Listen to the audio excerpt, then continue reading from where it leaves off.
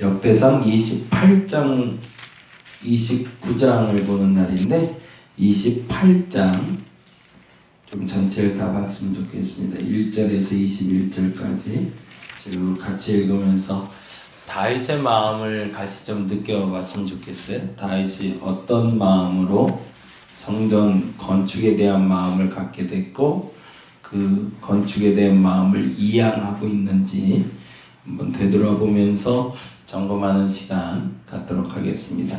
1절부터 21절까지 같이 한 목소리로 읽도록 하겠습니다. 다윗이 이스라엘 모든 고관들 곧 각 지파의 어른과 왕을 섬기는 반장들과 천부장들과 백부장들과 및 왕과 왕자의 소리와 가축의 감독과 내시와 장사와 모든 용사를 예루살렘에 소집하고 이에 다윗 왕이 일어서서 이르되 나의 형제들 나의 백성들아 내 말을 들으라. 나는 여호와의 언약궤 곧 우리 하나님의 발판을 봉헌할 성전을 건축할 마음이 있어서 건축할 재료를 준비하였으나 하나님이 내게 이르시되 너는 전쟁을 많이 한 사람이라 피를 많이 흘렸으니 내 이름을 위하여 성전을 건축하지 못하리라 하셨느니라. 그러나 이스라엘 하나님 여호와께서 전에 나를 내 부친의 온 집에서 택하여 영원히 이스라엘의 왕이 되게 하셨나니 곧 하나님이 유다 지파를 택하사 머리를 삼으시고 유다의 가문에서 내 부친의 집을 택하시고 내 부친의 아들 중에서 나를 기뻐하사 온 이스라엘의 왕을 삼으셨느니라. 여호와께서 내게 여러 아들을 주시고 그 모든 아들 중에서 내 아들 솔로몬을 택하사 여호와의 나라 왕위에 앉혀 이스라엘을 다스리게 하려 하실세. 내게 이르시기를 내 아들 솔로몬 그가 내 성전을 건축하고 내 여러 뜰을 만들리니 이는 내가 그를 택하여 내 아들로 삼고 나는 그의 아버지가 될 것임이라. 그가 만일 나의 계명과 법도를 힘써 준행하기를 오늘과 같이 하면 내가 그의 나라를 영원히 견고하게 하리라 하셨느니라. 이제 너희는 온 이스라엘 곧 여호와의 회중이 보는 데에서와 우리 하나님이 들으시는 데에서 너희 하나님 여호와의 모든 계명을 구하여 지키기로 하라. 그리하면 너희가 이 아름다운 땅을 누리고 너희 후손에게 미쳐 영원한 기업이 되게 하리라. 내 아들 솔로몬아 너는 내 아버지 하나님을 알고 온전한 마음과 기쁜 뜻으로 섬길지어다. 여호와께서는 모든 마음을 감찰하사 모든 의도를 아시나니 내가 만일 그를 찾으면 만날 것이요 만일 내가 그를 버리면 그는 너를 영원히 버리시리라. 그런즉 이제 너희는 상달지어다. 여호와께서 너를 택하여 성전의 건물을 건축하게 하셨으니 심성 행할지어다 하니라.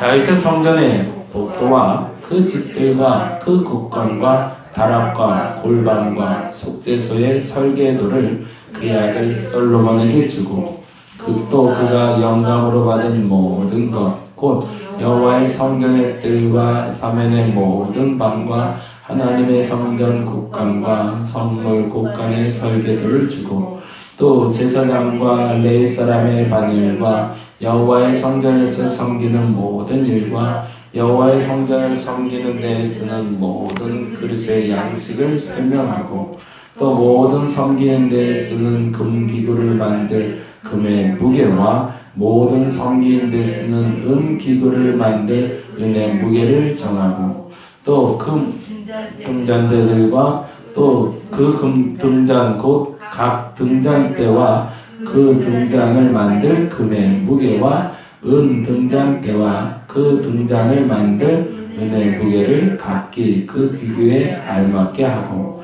또 진설병의 각 상을 만들 금의 무게를 정하고 은상을 만들 은도 그렇게 하고 갈고리와 대접과 종자를 만들 순금과 금잔 곧 각 잔을 만들 금의 무게와 또 은잔 곧 각 잔을 만들 은의 무게를 정하고 또 향단에 쓸 순금과 또 수레 곧 금 그룹들의 설계도대로 만들 금의 무게를 정해 주니 이 그룹들은 날개를 펴서 여호와의 언약궤를 덮는 것이더라.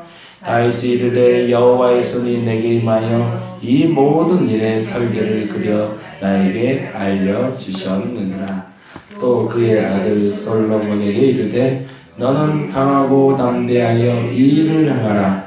두려워하지 말며 놀라지 말라. 내가 여호와의 성전 공사의 모든 일을 마치기까지 여호와 하나님 나의 하나님이 너와 함께 계시사 내게서 떠나지 아니하시고 너를 버리지 아니하시리라. 제사장과 레위 사람의 반이 있으니 하나님의 성전의 모든 공사를 도울 것이요 또 모든 공사에 기능한 기술자가 기쁜 마음으로 너와 함께할 것이요 또 모든 지휘관과 백성이 온전히 내 명령 아래에 있으리라. 아멘. 28장과 29장에 대해서 간단히 정리를 좀 이렇게 해놓을게요. 1절부터 2절까지는 사람들을 모으는 이야기를 하고 있는데 어떤 사람들을 모았는가가 기록되고 있습니다. 예를 들자면 다윗에 대해서 잘 아는 사람들, 그리고 성전을 짓는데 필요한 사람들이라고 하면 될 것 같아요. 다윗에 대해서 잘 아는 사람들, 성전을 짓는데 필요한 사람들. 그 말은 무슨 말이냐면 다윗의 성전을 못 지을 것이 변명이 아닌 것을 알려줄 사람들을 말합니다.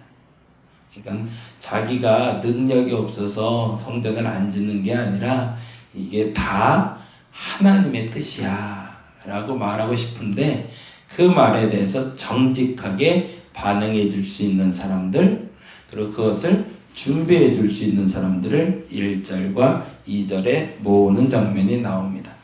그리고 2절과 3절에 연결돼서 왜 성전을 짓지 못하는지를 설명하고 있고요.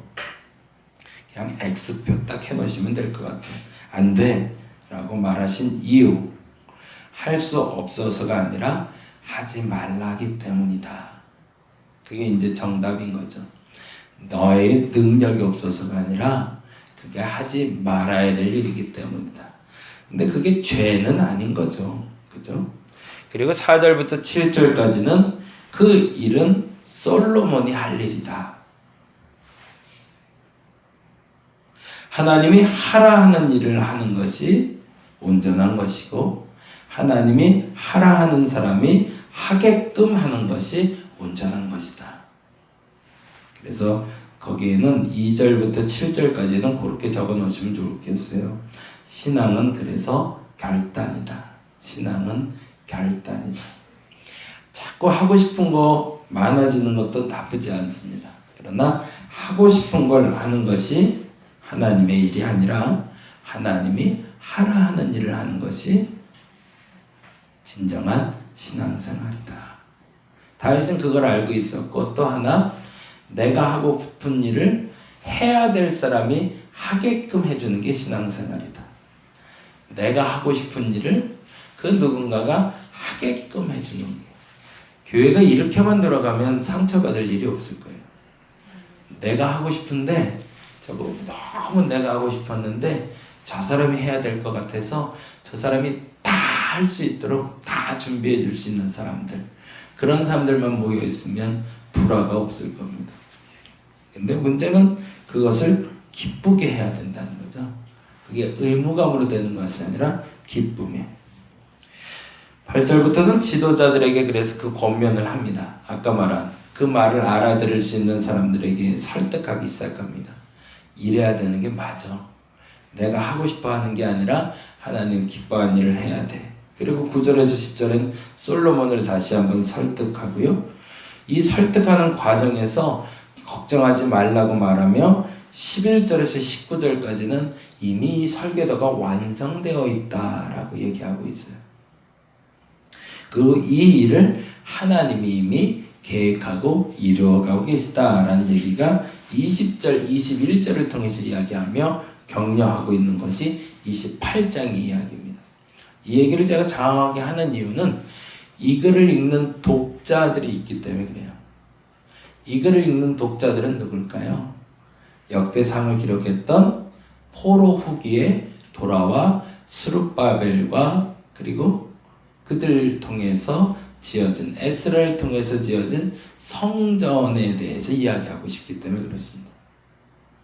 너희들이 짓고 있는 이 성전이 비록 초라하고 부족하고 그리고 사람들 보기에는 조금 이게 뭐야 라고 여겨져도 이것이 하나님이 이미 만들어 놓은 성전이며 하나님이 기뻐하는 성전이라는 것을, 그리고 너희들이 하지 않는다 할지라도 그 누군가 할 수 있도록 이양해 줘야 된다는 것을, 그리고 지금은 안 된다고 말하지만 지금 안 되는 이 일을 앞으로는 반드시 이루어야 된다는 것을, 그리고 이 설교도는 완성되어 있다는 얘기를 다윗의 입을 통해서 당시 다윗 시대의 사람들에게 말하는 것이 아니라 다윗의 입을 통해서 포로 후기에 돌아온 이스라엘 백성들에게 하고 싶었던 얘기인 겁니다.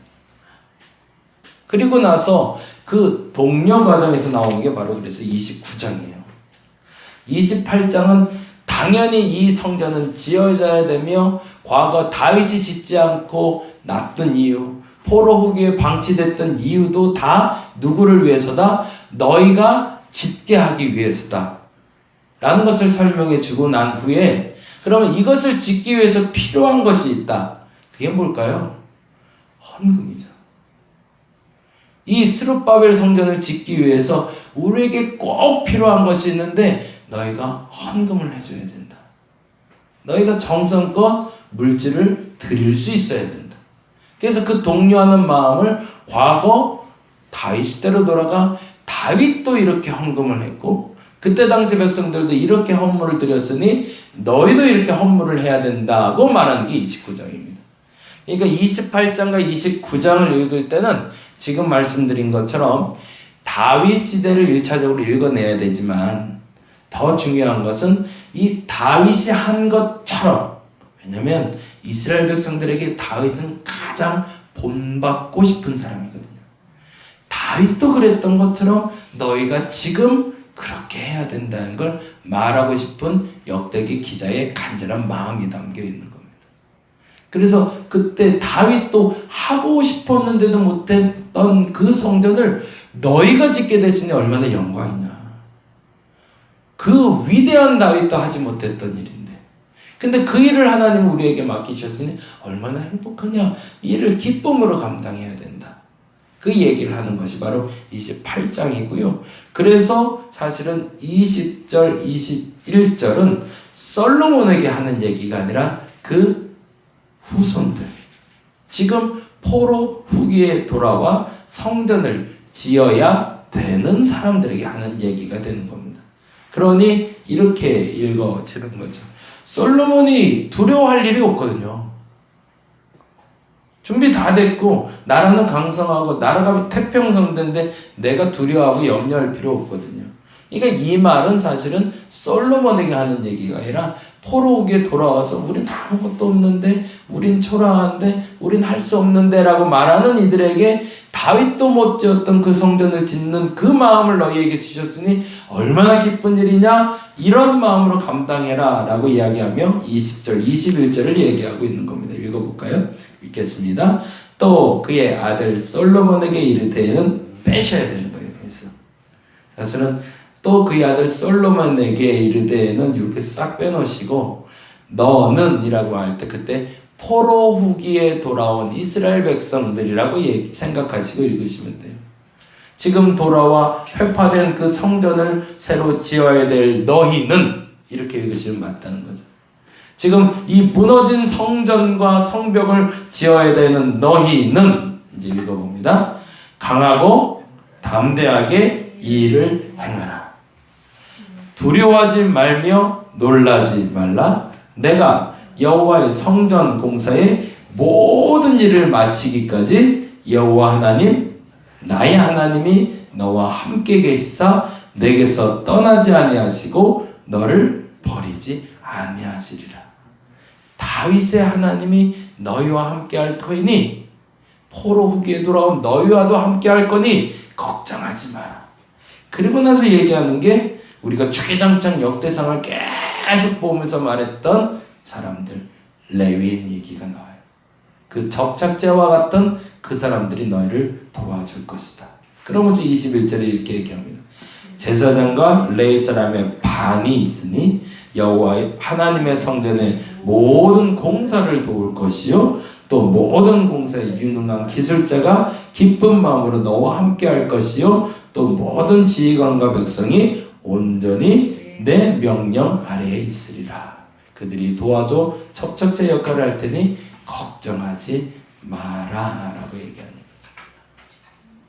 성경을 볼 때 그 시대를 볼 수 있는 눈이 여러분에게 있었으면 좋겠습니다. 그리고 나서 마지막 하나만 더 보고 마칠게요. 헌금에 대한 자세를 얘기하는데 9절 말씀입니다. 9절 말씀. 요걸 먼저 보고 가면 좋겠네. 29장 1절부터 갈까요? 29장 1절. 이 역대기 기자가 얼마나 염려하고 있는지가 보이는 거예요. 이 포로기 성전을 지어야 되는데 어떡할까? 저들을 얼마나 강하게 만들면 좋을까? 한참 얘기하다가 근데도 염려증이 또 생겼습니다. 그게 29장 1절입니다. 읽어볼까요? 다윗 왕이 온 회중에게 이르되 내 아들 솔로몬이 유일하게 하나님께서 택하신 바 되었으나 그래서 유일 이런 동그라미 해주고요. 그리고 하나님께서 택하신 바에 동그라미 해주세요. 이 부분이 사실은 이 포로기의 이 글을 읽는 이들에게 매우 중요한 요건이 됩니다. 이 택한다는 단어가 어디에 또 나오냐면 28장 4절에도 나오고요 5절에도 나오고 6절에도 나옵니다. 조금 빨리 읽어보면 4절에 보니 28장 4절에 보니까 그러나 이스라엘 하나님 여호와께서 전에 나를 내 부친의 온 집에서 택하여 라고 되어 있고요. 그리고 영원한 이스라엘 왕이 되게 하셨나니 곧 하나님이 유다 지파를 택하사 머리를 삼으시고 유다 가문에서 내 부친의 집을 택하시고 5절에 보니 여호와께서 내게 여러 아들을 주셨고 많은 사람을 주셨지만 많은 아들 중에 특별히 모든 아들 중에서 내 아들 솔로몬을 택하사 이렇게 가고 있는 거죠. 그러니까 너희 포로 후기에 돌아온 너희들은 특별히 하나님께 택함 받은 사람들이다. 그러니 얼마나 대단한 일이냐. 그 얘기를 하고 싶어서 이 택하다, 유일하다라는 말을 반복시키고 있고요. 그리고 9절에 이렇게 얘기합니다. 9절 말씀 읽어볼까요? 백성들은 자원하여 드렸으므로 기뻐하였으니 곧 그들의 성심으로 여호와께 자원하여 드렸으므로 다윗 왕도 심히 기뻐하니라. 그와 같은 일이 언제 일어나야 된다? 다윗 왕 때가 아니라 지금 일어나야 된다. 저와 여러분이 그러한 기쁨을 누릴 수 있기를 간절히 바랍니다. 하고 싶은 걸 해서가 아니라 하나님이 해야 할 일을, 하나님이 하라 하시는 일을 하는데 그게 억지가 아니라 기쁨으로 감당할 수 있기를 바랍니다. 이 글을 기록한 사람을 우리는 에스라라고 알고 있는데 그가 말했던 이 말은 의도적으로 또한 이들을 독려하기 위해서만 아니라 진정으로 그에게 기쁨이 되었기 때문에 이 글을 기술하게 되었고 우리가 아는 다윗도 기쁨으로 자기가 할 수 있는 일을 포기하고 하나님이 하라 하시는 일을 기쁨으로 감당했다는 겁니다. 그것이 신앙이고 그것이 온전함입니다. 저와 여러분이 그 신앙의 결단을 통해서 오늘 한 날 그 기쁨을 누릴 수 있기를 간절히 바랍니다. 작은 것부터 시작했으면 좋겠습니다. 하나님이 하라 하시는 일, 하지 말라는 거 억지로 하지 마시고 해야 할 일 중에 하나님이 하라는 일을 온전히 감당함으로 그 기쁨을 누리는 저와 여러분 되기를 간절히 바랍니다. 기도하겠습니다. 때를 따라 읽을 수 있는 눈이 있어야 되며 들을 수 있는 귀가 열려야 됩니다. 하나님이 하라 하시는 일을 기쁘게 감당하는 우리가 되게 하여 주시옵소서. 귀한 예물로 하나님께 계속 나아갑니다. 하나님 드려진 예물 속에 들어있는 마음을 기쁘게 받아 주옵시고 흠양하여 주시며 때에 맞게 응답하여 주시옵소서. 우리 안에 일어나는 모든 일들을 주께서 주장하여 주옵시고 병약한 자, 근심 가운데 있는 자, 기도 제목이 있는 자 주께서 그 모든 짐에서 해방되게 하여 주시옵소서. 감사합니다. 고마우신 예수님 이름으로 기도드렸습니다. 다 같이 기도하고 돌아가도록 하겠습니다.